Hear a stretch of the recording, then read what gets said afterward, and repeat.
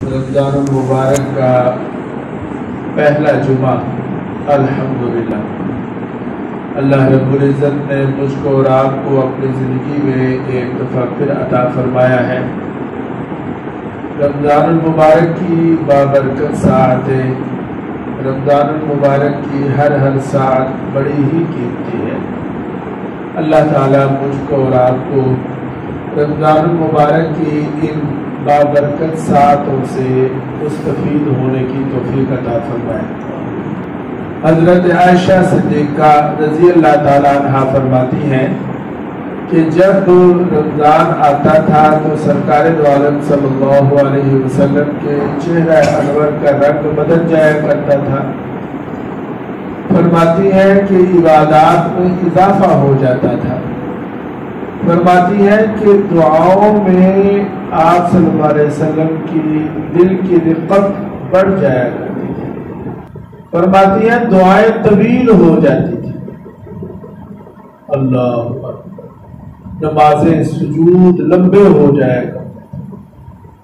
حضور نبی کریم صلی اللہ علیہ وسلم نے رمضان المبارک کے برکات کے لیے یہ اہتمام فرما کر اشارہ کر دیا کہ مجھ کو اور آپ کو کتنی زیادہ ضرورت ہے۔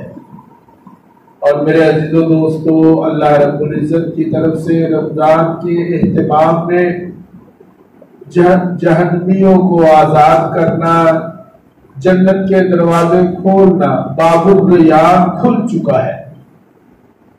باب الریان جنت کا ایک دروازہ ہے۔ فرمایا ہے کہ جنت کا ایک دروازہ ہے باب الریان، جس میں صرف روزے داروں کے ہی اعمال داخل ہو سکیں گے، اور وہ رمضان میں کھلتا ہے، لہذا باب الریان کھل چکا ہے۔ اور اب میری اور آپ کی کتنی قسمت ہے، یا میری اور آپ کی کتنی ہمت ہے کہ ہم زیادہ سے زیادہ اعمال کریں۔ میرے عزیز و دوستو، جس طرح سرکار دو عالم صلی اللہ علیہ وسلم کی نیکیوں میں، عبادات میں حرص بڑھ جاتی تھی رمضان میں، اسی طرح آپ صلی اللہ علیہ وسلم میں سخاوت بھی بڑھ جاتی تھی۔ سخاوت، حدیث میں آتا ہے کہ کانا اجود الناس، حضور نبی کریم صلی اللہ علیہ وسلم لوگوں میں سے سب سے زیادہ سخی تھے۔ اجود، جی اجود کا معنی کیا ہوتا ہے؟ سب سے زیادہ سخی، لوگوں میں سب سے زیادہ سخی تھے آپ۔ اور ایک دفعہ آپ نے حضرت ابو ذر غفاری رضی اللہ تعالیٰ عنہ سے فرمایا کہ اے ابو ذر، تو نے احد پہاڑ دیکھا ہے؟ تو حضرت ابو ذر کہتے ہیں میں نے سمجھا شاید کوئی کام ہے اس لیے پوچھ رہے ہیں کہ دیکھا ہے؟ تو میں نے کہا ہاں میں نے دیکھا ہے، اتنی مسافت ہے، یہ قریب ہی ہے جیسے۔ تو آپ صلی اللہ علیہ وسلم نے فرمایا اے ابو ذر، اگر احد پہاڑ کے برابر میرے پاس سونا ہو، اور وہ مجھے یہ پسند نہیں کہ احد پہاڑ کے برابر کا سونا 3 دن مجھ پر گزرے اور وہ میرے پاس پڑا ہے۔ حدیث میں آتا ہے کہ ریح المرسلہ، حضور نبی کریم صلی اللہ علیہ وسلم سخی تھے، اور آپ کی سخاوت رمضان میں ایسے چلتی تھی جیسے ہوا چلتی ہے۔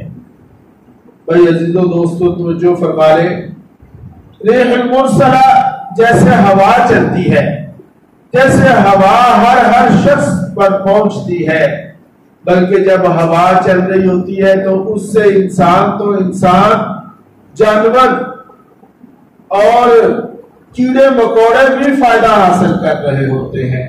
فرمایا آپ کی سخاوت بھی رمضان میں ایسے ہوتی تھی جیسے ہوا چلتی ہے، جیسے ہوا چلتی ہے ایسے ہی آپ کی سخاوت سے ہر شخص فائدہ اٹھا رہا ہوتا ہے۔ تو اس حوالہ سے ایک دو باتیں آپ کی خدمت میں عرض کرنی ہے۔ چنانچہ میں نے جو آیت مبارکہ تلاوت کی، اللہ تعالیٰ ارشاد فرماتا ہے وَأَنفِقُوا فِي سَبِيلِ اللَّهِ وَلَا تُلْقُوا بِأَيْدِيكُمْ إِلَى التَّهْلُكَةِ، اے ایمان والو اللہ کے راستہ میں خرچ کرو. وَلَا تُلْقُوا بِأَيْدِيكُمْ إِلَى التَّهْلُكَةِ، اور اپنے آپ کو خود ہی اپنے ہاتھوں ہلاکت پہ مت ڈالو. وَأَحْسِنُوا، اچھے طریقے سے خرچ کرو. إِنَّ اللَّهَ يُحِبُّ الْمُحْسِنِينَ، بے شک اللہ تعالی اچھے طریقے سے خرچ کرنے والوں کو پسند کرتا ہے. حضرت حذیفہ رضی اللہ تعالیٰ عنہ فرماتے ہیں کہ فقر کے ڈر سے، اگر کوئی شخص فقر کے ڈر سے خرچ کرنا روک دے تو گویا کہ یہ خود اپنے آپ کو ہلاکت میں ڈال رہا ہے. اگر اللہ کے راستے میں مال خرچ کروں گا تو میرے پاس کیا رہے گا، اس خوف سے اپنے آپ کو خرچ کرنے سے روکنا، فرمایا یہ خود اپنے ہاتھوں اپنے آپ کو ہلاکت میں ڈالنا ہے. اس پر مجھے ایک واقعہ یاد آ رہا ہے. حضرت اسلم رحمہ اللہ فرماتے ہیں کہ قسطنطنیہ کا جب جہاد تھا تو مقابلے میں بہت سارے لوگ، بہت بڑا ایک لشکر آیا، تو مسلمانوں کی طرف سے ایک ہی شخص، ایک ہی مجاہد تلوار لے کے اس لشکر میں گھس گیا. تو کسی نے یہ کہا وَلَا تُلْقُوا بِأَيْدِيكُمْ إِلَى التَّهْلُكَةِ، کہ اپنے آپ کو اس نے ہلاکت پہ ڈال دیا. اکیلا ہی گھس گیا لشکر میں تو اپنے آپ کو اس نے ہلاکت پہ ڈال دیا.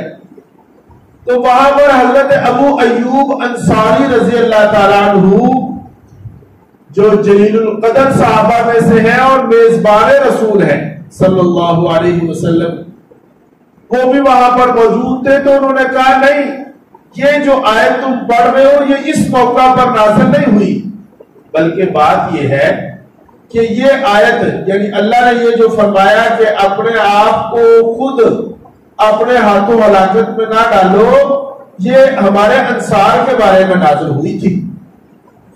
ادھر توجہ میری طرف کریں ذرا،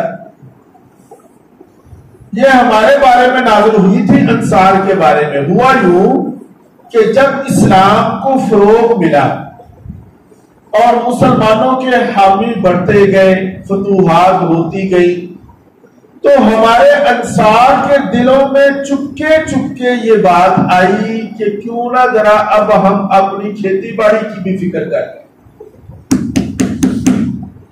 یہ جو انصار تھے یہ کھیتی باڑی کرتے تھے، تو انصار کی ہمیشہ سے یہ عادت رہی کہ یہ خرچ کرتے تھے. خرچ آپ نے سنے واقعہ، کھجوریں پکی ہوئی ہے، تبوک کا واقعہ ہے، پکی ہوئی فصلیں چھوڑ کے چلے،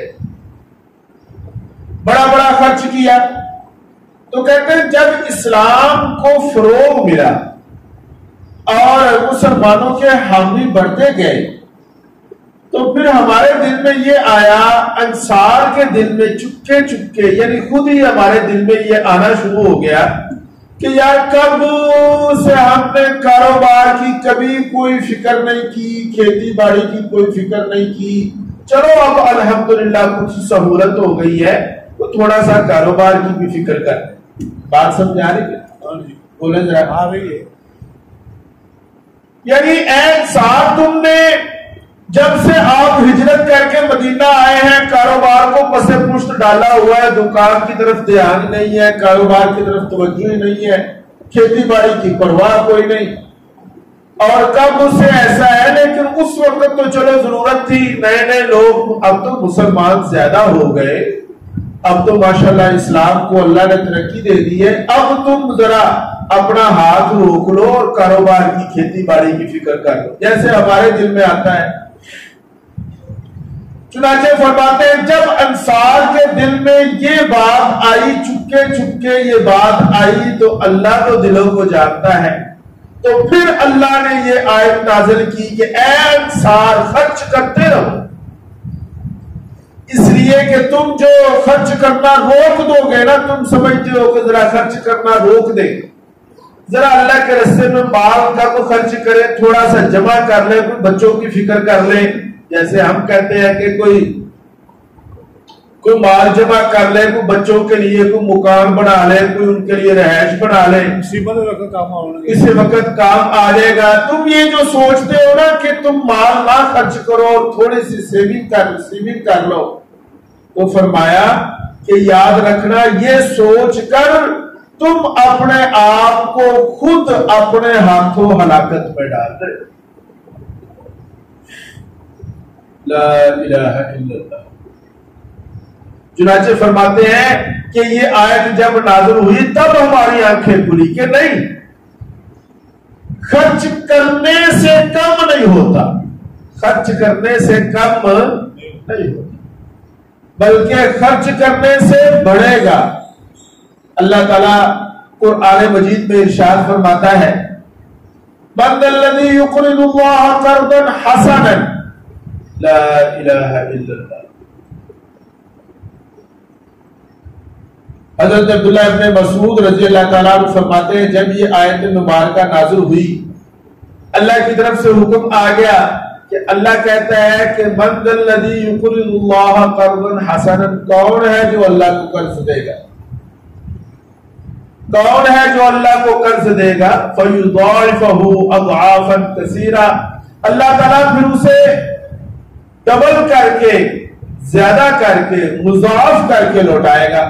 تو کون ہے جو اللہ کے راستے میں خرچ کرتا ہے، قرض دیتا ہے؟ اللہ کو کون قرض دیتا ہے؟ عبداللہ ابن مسعود رضی اللہ تعالیٰ عنہ فرماتے ہیں مدینہ منورہ میں ایک انصاری صحابی تھے جن کا نام تھا ابو دحدہ۔ یہ انصاری صحابی تھے اور ان کا کھجوروں کا باغ تھا جس میں 600 درخت تھے، اور باغ ایسا کہ گھنا اور سایہ دار، ٹھنڈا، اور اسی باغ کے اندر ہی ان کی رہائش تھی، بیوی بچے بھی باغ کے اندر ہی رہتے تھے، اندر گھر بھی بنایا ہوا تھا۔ تو کہتے جب یہ آیت نازل ہوئی تو اللہ تعالیٰ نے یہ فرمایا کہ کون ہے جو اللہ کو قرض دے گا، تو ابو دحدہ جناب رسالت مآب صلی اللہ علیہ وسلم کی خدمت میں حاضر ہوتے ہیں اور حاضر ہو کر عرض کرتے ہیں کہ یا رسول اللہ صلی اللہ علیہ وسلم کیا اللہ قرض مانگ رہا ہے؟ تو سرکار فرماتے ہیں کہ ہاں اللہ قرض مانگ رہا ہے۔ تو ابو دحدہ کہتے ہیں کہ یا رسول اللہ آپ اپنا ہاتھ مبارک کشادہ فرمائیے۔ سرکار نے ایسے اپنا ہاتھ مبارک کشادہ فرمایا تو ابو دحدہ نے سرکار دو عالم صلی اللہ علیہ وسلم کے ہاتھ مبارک پر اپنا ہاتھ رکھ کر فرمایا کہ یا رسول اللہ صلی اللہ علیہ وسلم میں ابو دحدہ آپ کو گواہ بنا کر اپنا وہ 600 درختوں والا باغ اللہ کو قرض دے رہا۔ پھر اس کے بعد یہ ہوا کہ جب وہ باغ دے دیا نا، اللہ اکبر، تو ابو دحدہ پھر گئے گھر بھی وہی تھا، باغ کے اندر ہی تھا، تو باغ کے اندر نہیں داخل ہوئے بلکہ باہر کھڑے ہو کے آواز لگائی، اے ام دحدہ، اے ام دحدہ، ضروری سامان لے لو، بچوں کو لے لو اور باغ سے باہر آ جاؤ، یہ باغ میں نے رب کو قرضہ دے دیا ہے۔ میرے عزیزو دوستو، حدیث میں آتا ہے کہ اللہ تعالیٰ کی طرف سے سب سے پہلے یہ آیت نازل ہوئی، من جاء بالحسنۃ فلہ عشر امثالها۔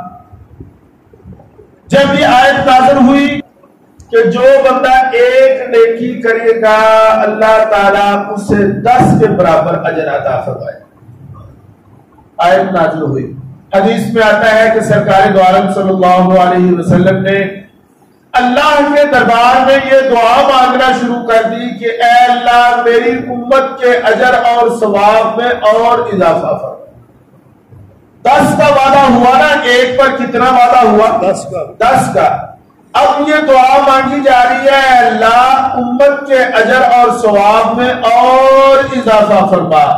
فرماتے ہیں سرکار دعا مانگتے رہے مانگتے رہے مانگتے رہے، یہاں تک کہ اللہ تعالیٰ نے پھر حکم بدل دیا اور فرمایا من ذا الذی یقرض اللہ قرضا حسنا فیضاعفہ لہ اضعافا کثیرہ. پھر اللہ کی طرف سے یہ حکم آ گیا کہ جو اللہ کے راستے میں قرض دے گا اللہ تعالیٰ کئی گنا دے گا. حدیث میں آتا ہے کہ سرکار دو عالم صلی اللہ علیہ وسلم نے پھر دعا مانگنی شروع کر دی. یا اللہ ٹھیک ہے پہلے 10 کا وعدہ تھا اب کئی گنا کا وعدہ ہے لیکن میری امت کے اجر میں اور اضافہ فرما. سبحان اللہ. حضور دعا مانگ رہے ہیں دعائیں مانگ رہے ہیں یہاں تک کہ اللہ کی طرف سے پھر یہ آیت مبارکہ نازل ہوئی مثل الذین ينفقون اموالهم فی سبیل اللہ كمثل حبة انبتت 7 سنابل في كل سنبلة 100 حبة. اللہ کی طرف سے یہ آیت مبارکہ نازل ہو گئی. پہلے فرمایا گیا ایک کے بدلے میں 10 گنا ملے گا پھر فرمایا ایک کے بدلے میں کئی گنا ملے گا. لیکن اس پر بھی بس نہیں ہے. میرے نبی صلی اللہ علیہ وسلم میرے لیے آپ کے لیے دعائیں مانگ رہے ہیں یا اللہ اجر میں اور اضافہ فرما. چنانچہ اور اضافہ یوں ہوا کہ اللہ نے فرمایا کہ جو اللہ کے راستے میں خرچ کرے گا ایک کے بدلے میں اللہ تعالیٰ 700 گنا ثواب عطا فرمائے. یعنی 1 روپیہ خرچ کرو گے تو کتنا ثواب 700 گنا. کیوں جی؟ حدیث میں آتا ہے کہ اللہ کے نبی حضور نبی کریم صلی اللہ علیہ وسلم نے اس پر بھی بس نہیں فرمایا بلکہ پھر دعا مانگنی شروع کر دی. یا اللہ اور اضافہ فرما میری امت کے اجر اور ثواب میں اور اضافہ فرما. دعائیں مانگتے رہے یہاں تک کہ یہ آیت مبارکہ نازل ہوئی کہ انما یوفی الصابرون اجرهم بغیر حساب. کہ اب تو اللہ فرما رہا ہے کہ اللہ جو ہے وہ بدلے میں اجر بغیر حساب کے دے. سبحان اللہ. پہلے 10 کی بات کی پھر کئی گنا کی بات کی پھر 700 کی بات کی. اب گنتی نہیں اب گنتی ختم. فرمایا لاکھوں کروڑوں. یہی فرمایا کہ اگر کوئی اخلاص کے ساتھ کھجور کا ایک دانہ بھی خرچ کرے گا تو احد پہاڑ کے برابر سونا صدقہ کرنے کے برابر اجر پائے گا. لا الہ الا اللہ. اچھا جی 2-4 اور احادیث اس سلسلہ میں سن لیں. بخاری اور مسلم کی روایت ہے. بخاری میں بھی موجود ہے اور مسلم شریف میں بھی موجود ہے. توجہ فرما لیں. عن ابی ہریرہ رضی اللہ عنہ قال قال رسول اللہ صلی اللہ علیہ وسلم ما من یوم یصبح العباد فیہ الا ملکان ینزلان. حضور نبی کریم صلی اللہ علیہ وسلم نے فرمایا کوئی صبح ایسی نہیں کوئی دن ایسا نہیں چڑھتا کہ اس دن آسمان سے 2 فرشتے نازل ہوتے ہیں. یعنی روزانہ 2 فرشتے آسمان سے نازل ہوتے ہیں. ملکان ینزلان 2 فرشتے نازل ہوتے ہیں اور وہ زمین پر اتر کر دونوں فرشتے ایک ایک دعا مانگتے ہیں. ان میں سے ایک فرشتہ یہ کہتا ہے اللہم اعطی منفقا خلفا. اے اللہ آج کے دن جو شخص اللہ کے راستے میں خرچ کرے گا تو اس کے مال میں برکت عطا فرما اضافہ عطا فرما. جو آج خرچ کرے گا ایک فرشتہ یہ دعا مانگتا ہے. فیقول الآخر اور دوسرا فرشتہ کیا کہتا ہے اللہم اعطی ممسکا تلفا. اے اللہ آج کے دن جو مال کو روک کر رکھے نا جڑا کنجوسی کرے پاس ہوتے ہوئے بھی خرچ نہ کرے تو اس کے مال کو برباد کر دے ہلاک کر دے تلف کر دے. بھائی عزیزو دوستو اب آپ اندازہ کر سکتے ہیں کہ جو خرچ کرے گا اس کے حق میں برکت کی دعا ہے. جڑا نہیں خرچ کرے گا وہ پھر رکھے اپنے کول ہی. فرشتے کہہ رہے ہیں کہ اے اللہ تو اس کے مال کو ہلاک کر دے، برباد کر دے۔ عزیزو دوستو، یہ بخاری اور مسلم دونوں میں یہ روایت ہے۔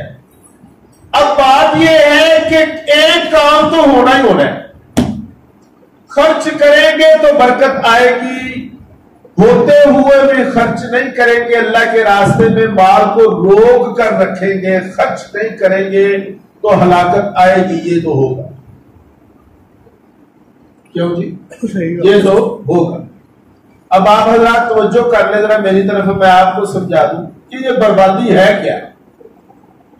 کبھی ایسا ہوتا ہے کہ ایک آدمی جو ہے وہ بڑا کنجوس ہے، کبھی بھی اس نے کسی پر 1 روپیہ نہیں خرچ کیا، مال اس کا بڑھتا جا رہا ہے، بڑھتا جا رہا ہے، مال میں اضافہ ہی ہوتا جا رہا ہے، تو یہ کیا معاملہ ہے؟ بربادی کسے کہتے ہیں؟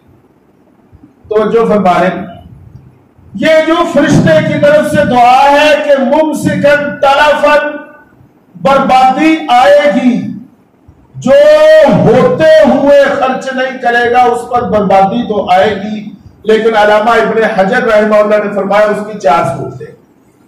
کتنی صورتیں؟ 4۔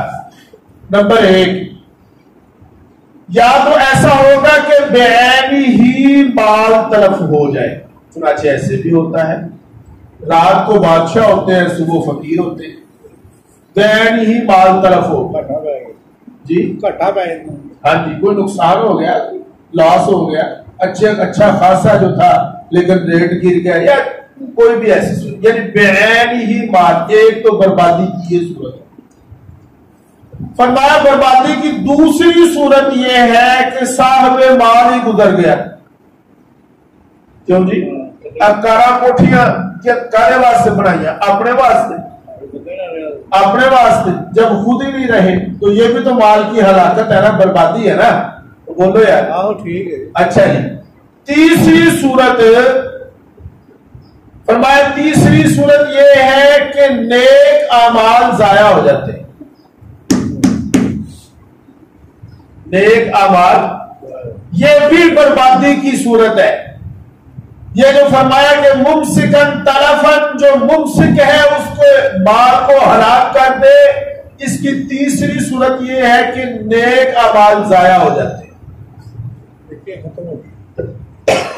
نیکیاں کیتیاں، ساتھ کچھ جرائم ایسے کر دیے کہ وہ نیکیاں ضائع ہو۔ بس مثال کے طور پہ حسد کے بارے میں آتا ہے کہ حسد نیکی کو ایسے کھا جاتا ہے جیسے آگ سوکھی لکڑی کو کھائے، یا ریاکاری، ہاں جی، بہت بڑا پورا ٹرک کھلا رہے ہیں مال دا، آٹے دا، راشن دا، تقسیم ہو رہا ہے، لیکن ساتھ ساتھ وہ سب کا سب کیا ہے؟ دکھلاوے کے لیے، ریاکاری کے لیے، لوگوں کو دکھانے کے لیے، سیلفیاں دی جا رہی ہیں، اخباروں پہ دیا جا رہا ہے، یہ سب کچھ ہو رہا ہے۔ یاد رکھنا، خرچ تو ہو رہا ہے لیکن اعمال ضائع بھی ہو رہے ہیں، اعمال ضائع بھی۔ کل قیامت والے دن بندہ آکھے گا یا اللہ تیرے رستے دے وچ بڑا مال، ٹرکاں دے ٹرک خرچ کیتے، اللہ فرمائے گا یار گل اے جڑے واسطے تو خرچ کیتا سی نا وہ تینوں مل گیا، تو نے اس لیے خرچ کیا تھا کہ تجھے واہ ملے، شاباش ملے، لوگ کہیں بڑا سخی ہے، وہ تمہیں کہہ دیا گیا، آج میرے کو تیرے واسطے کچھ نہیں۔ تو ہلاکت کی تیسری صورت سمجھ آ رہی، اور چوتھی صورت ہلاکت کی یہ ہے، بڑی ہی اہم بات، کہ پھر نیکی کی توفیق نہیں،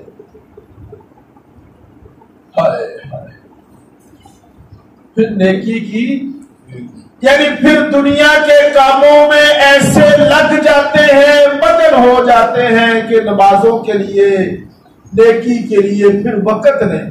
کی کریے؟ حاجی صاحب بڑا دل کرتا ہے کہ ہم نماز پڑھیں، لیکن کیا کریں قاری صاحب، کیا کریں، ٹائم نہیں ہوتا، صبح نکلتے ہیں شام تک ایسے چکر میں، پھر اللہ تعالیٰ ایسے چکر میں لگا دیتا ہے کہ پھر نیکی کی وقت نہیں ملتا، توفیق نہیں۔ یہ جو فرمایا ممسکن طرفن، جو اے اللہ آج جو تیرے راستے میں مال ہوتے ہوئے بھی خرچ نہ کرے تو اس کے مال کو ہلاک کر. یہ جو حدیث میں ہے اس کی ایک صورت یہ بھی ہے کہ اس سارا دن پھر اسے نیکی کی توفیق دے. کیوں جی؟ کیوں بھائی؟ ہاں، یہ سمجھنے والی بات ہے. کتنے ہی لوگوں کو ہم نے یہ دیکھا، آپ نے بھی دیکھا کہ وہ یہ کہتے تھے کہ بوڑھے ہوں گے تو عبادت کر لیں گے، بوڑھے ہوں گے تو سجدے کر لیں گے، تہجد پڑھ لیں گے. نا، بالکل. جوانی میں نہیں کیا تو بڑھاپے میں کیسے کریں گے بھائی؟ بڑھاپے میں تو بیماریاں نہیں جان چھڑتی. اب دیکھو نا، کہتے نہیں میں 60 سال تو اوپر آ رہا مسجد چ نہ آوے. لو دسو، اور ایک 60 سال والا جن نے ساری زندگی آس لگائی کہ بوڑھا ہوں گا تو مسجد میں ڈیرا لگاؤں گا، بوڑھا ہو جاؤں گا تو پابندی لا چکی. کتنے ہی لوگ ایسے ہیں جو کہتے ہیں بوڑھے ہوں گے تو سجدہ کر لیں گے. ہم نے دیکھا کہ سجدے نہیں ہوتے تھے. اللہ تعالیٰ ہم سب کی حفاظت کرتا ہے. بھائی عزیزو دوستو، اچھا جی اگلی حدیث بھی سن لیں. الاسماء، یہ حدیث ہے بخاری اور مسلم متفق علیہ. یہ حضرت اسماء بنت ابی بکر رضی اللہ تعالی عنہ حضرت ابو بکر صدیق کی صاحبزادی ہیں اور حضرت عائشہ ام المومنین رضی اللہ عنہ کی بہن ہے. سرکار دو عالم صلی اللہ علیہ وسلم سے روایت نقل کرتی ہے. قالت، فرماتی ہے کہ رسول اللہ صلی اللہ علیہ وسلم نے مجھے یہ فرمایا، بلکہ حکم دیا کہ انفقی یا اسماء، اے اسماء، انفقی، خرچ کیا کر. کیا کیا کر؟ خرچ کیا کر. ولا تحسی فیحسی اللہ علیک، ولا تحسی فیحسی اللہ علیک. مال کو گن گن کر نہ رکھا کر. اگر تو گن گن کر رکھے گی تو اللہ بھی گن گن کر دے گا.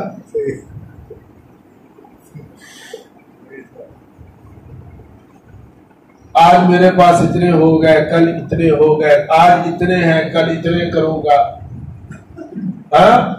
ولا تحسی، فرمایا گن گن کر، شمار نہ کیا کر. یعنی خرچ کرنے میں گن کر خرچ نہ، جتنا ہو سکے خرچ کیا. ولا توعی فیوعی اللہ علیک، شمار کر کے نہ دیا کر. تو اگر ہاتھ کو روک کر خرچ کرے گی تو اللہ بھی تجھے ہاتھ روک کر دے. بھائی میرے عزیزو دوستو، ہم نیکی کے کاموں میں خود اپنے آپ کو پیش کریں. کیوں جی؟ اچھا، خاص طور پہ خرچ کرنے کے کاموں میں اپنے آپ کو پیش کریں. جتنے خرچ کرنے والی ہوتی ہے لوگ بہن ہیں اور کوئی اور اٹھے. کیوں جی؟ مثال کے طور پہ کہیں پہ خرچ کرنے کی باری آئی، سب سے پہلے دن وہ کیا آتا ہے؟ وَمِمَّا رَزَقْنَاهُمْ يُنْفِقُونَ، وَمِمَّا رَزَقْنَاهُمْ، کہ تم نے جو خرچ کرنا ہے وہ تم نے اپنے پاس سے نہیں خرچ کرنا. مِمَّا رَزَقْنَاهُمْ، وہ جو تم خرچ کر رہے ہو وہ بھی تو ہم نے تمہیں دیا ہے. اب یہ جو خرچ کر رہا ہے یہ اپنے پاس سے کر رہا ہے، یہ بھی تو اللہ نے دی ہے. تو جہاں کہیں ضرورت پڑے آگے، اب آگے ہو اپنے آپ کو پیش کرے. روک روک کر نہ رکھیں، روک روک کر رکھیں کہ دوسروں کا انتظار کریں گے. اگر اللہ نے توفیق دی ہے تو نکلے آگے. ہاں جی، کیوں بھائی؟ یہ جانا ہے مثلا شب جمعہ پر جانا ہے، اللہ پاک نے گاڑی دی ہے، گاڑی پیش کرے. ہاں بھائی، کون کون تیار ہے شب جمعہ پر؟ میری گاڑی حاضر ہے، میری گاڑی جائے گی ساتھ. اگر اللہ نے اگر نہیں دی تو پھر آپ چپ کے رہے. لیکن اگر اللہ نے توفیق دی ہے، گاڑی دی ہوئی ہے، سہولت دی ہوئی ہے، اکیلے نہ جائیں، گاڑی نکال کر لائے مسجد میں یہاں کھڑے کریں. کہیں کوئی دینی محفل میں جانا ہے، کہیں کوئی پروگرام ہے، کسی کوئی بزرگ آ رہے ہیں کہیں پر، وہاں پر جانا ہے، اپنی گاڑی لا کر کھڑے کھڑی کریں, آئیں جی. کسی جنازے میں شرکت کرنی ہے, اپنی گاڑی لا کر کھڑی کریں کہ آئیں جی بیٹھے, کون کون جائے گا, اپنے آپ کو پیش کریں ہم. یہ ہے اس لیے کہ اگر روک روک کر رکھو گے نا, ہاتھ کھینچ کر رکھو گے تو اتروں بھی فرنجی ملنا جی. لا الہ الا اللہ. اب سن لیں جی ایک اور حدیث اس سلسلہ میں, بڑی ہی توجہ, بڑی ہی قابل فکر بات ہے اس حدیث میں. حضرت عائشہ رضی اللہ تعالیٰ عنہا فرماتی ہے کہ ایک دفعہ ہم نے ایک بکری ذبح کی. کیا ہوا جی؟ بکری ہو گئی. سرکار دو عالم صلی اللہ علیہ وسلم کو یہ جو بازو کا گوشت تھا نا, یہ پسند تھا. اسے ہم پونچا بھی کہتے ہیں, بازو کہتے ہیں, آگے والی جو دو ٹانگیں ہوتی ہیں, یہ پسند تھا. چنانچہ سیدہ عائشہ رضی اللہ تعالیٰ عنہ فرماتی ہیں کہ بکری ذبح کی, گوشت بنا کر سارا گوشت تقسیم کر دیا. وہ ایک جو کندھے کا گوشت تھا نا, وہ چونکہ سرکار کو پسند تھا تو ہم نے رکھ لیا کہ سرکار تشریف لے ہون گے کہ آپ کو چونکہ آپ کو پسند ہے جی. جب سرکار دو عالم صلی اللہ علیہ وسلم تشریف لائے, فقالا, تو پوچھا ما بقی منہا, ہاں جی سارا ہی وانڈ چھڑیا جائے یا کچھ رکھیا بھی جائے. ما بقی منہا, کچھ بچا. قالت, فرماتی ہے ما بقی منہا الا کتفہا, کچھ نہیں بچا سوائے ایک اس کندھے کے گوشت کے, باقی سب تقسیم کر دیا, کچھ نہیں بچا. یعنی بچا تو یہ کندھے کا گوشت ہی بچا. اچھا باقی دا کی کیتا ہے جی, باقی سارا غریباں تقسیم کر چکے. سرکار دو عالم صلی اللہ علیہ وسلم نے جواب میں ارشاد فرمایا, قال ما بقی کلھا الا کتفھا. عائشہ بات کو سمجھو, تم کہتی ہو کہ صرف یہی بچا اور کچھ نہیں بچا. نہیں, جو خرچ کیا وہ بچا, جو نہیں خرچ کیا وہ تو ضائع ہو گیا. ما بقی الا کتفھا کلھا, اور یار جو دے چھڑے وہ ہی بچ گئے. جو اللہ کے راستے میں خرچ کر دیا, جو اللہ کے خزانوں میں بھیج دیا, وہ محفوظ ہے. جو کھا لیا, جو پہن لیا, اس کا تو حساب دینا پڑے گا. حلال مال ہے تو بھی حساب دینا پڑے گا. حرام دی تو گل ہی چھڈو. حرام تو اگلے دوروں ہی اگلے آخر چلو بھائی ادھر, ہاں جی حلال والے اور آگے حساب دیو, کدھر کیتا ہے, کدھر کمایا ہے, کدھر لایا ہے.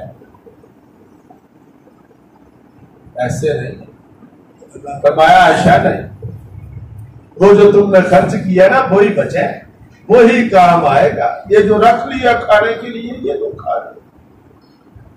اللہ اکبر. اچھا جی اگلی بات کہ خرچ کتنا کریں گے, توجہ کر لیں ذرا. وَيَسْأَلُونَكَ مَاذَا يُنْفِقُونَ, آپ سے پوچھتے ہیں کہ کتنا خرچ کریں. فرمایا قُلِ الْعَفْوَ, قُلِ الْعَفْوَ, جو ضرورت سے زائد ہے خرچ کر. کیوں بھائی؟ قُلِ الْعَفْوَ, جو ضرورت سے زائد ہے خرچ کرو. اب ضرورت سے زائد کیا ہے, اس سلسلہ میں حدیث میں وضاحت موجود ہے. حضرت ابو سعید خدری رضی اللہ تعالیٰ عنہ راوی ہیں, فرماتے ہیں کہ سرکار دو عالم صلی اللہ علیہ وسلم نے ارشاد فرمایا, جس کے پاس ایک سواری ہے, جس کے پاس ایک سواری ہے اور ایک سواری ضرورت سے زائد ہے, وہ اس کو دے دے جس کے پاس نہیں. کٹو اپنی اپنی گڈیاں کرو, لیکن کوئی نہیں نکالیں گے ہم, نہیں تو اور آئیں گے جو حکم کو پورا کریں گے. ہوتا رہا, صحابہ نے کیا. 2 بیویاں ہیں تو ایک بیوی کو طلاق صرف اس لیے دے دی کہ میرا دوسرا بھائی شادی نہیں کر سکتا. اپنی دوسری بیوی کو طلاق دی اور اسے کہا اس سے نکاح کر دیا. ہاں جی ایسا کیا. 2 اونٹنیاں ہیں, ایک پاس رکھی, دوسری دوسرے بھائی کو دے دی. یہ ہے قل العفو، ضرورت سے زائد. اور حضرت ابو سعید خدری رضی اللہ تعالیٰ عنہ فرماتے ہیں کہ سرکار دو عالم صلی اللہ علیہ وسلم نے اس بات میں اتنا اہتمام فرمایا، اتنا اہتمام فرمایا، اتنا اس بات میں جو ہے نا وہ ہماری توجہ دلائی کہ ہمیں اس بات کا گمان ہونے لگا کہ کسی شخص کو اپنے کسی ایسے مال میں حق ہی نہیں ہے جو ضرورت سے زائد ہو. اتنا اہتمام تھا کہ ضرورت سے زائد دوسرے بھائیوں کو دے دو کہ ہمیں یہ گمان ہونے لگا، ہمیں یہ خیال آنے لگا کہ جو ہمارے گھروں میں ضرورت سے زائد مال پڑا ہوا ہے اس پر ہمارا حق ہی نہیں ہے. وَيَسْأَلُونَكَ مَاذَا يُنْفِقُونَ قُلِ الْعَفْوَ. اور فرمایا وَفِي أَمْوَالِهِمْ، تمہارے مالوں میں، یہ سارا مال جو تم اپنے ہاتھوں سے کماتے ہو، اپنی محنت سے کماتے ہو، اپنی جان خرچ کر کے جو مال کماتے ہو، وہ مال بھی سارا تمہارا نہیں ہے. وَفِي أَمْوَالِهِمْ حَقٌّ، اس مال میں بھی حق ہے لِلسَّائِلِ وَالْمَحْرُومِ، مانگنے والوں کا بھی اور نہ مانگنے والوں کا. لہذا یہ جو ہمارے پاس مال ہے، ان مالوں میں غرباء کا حق ہے.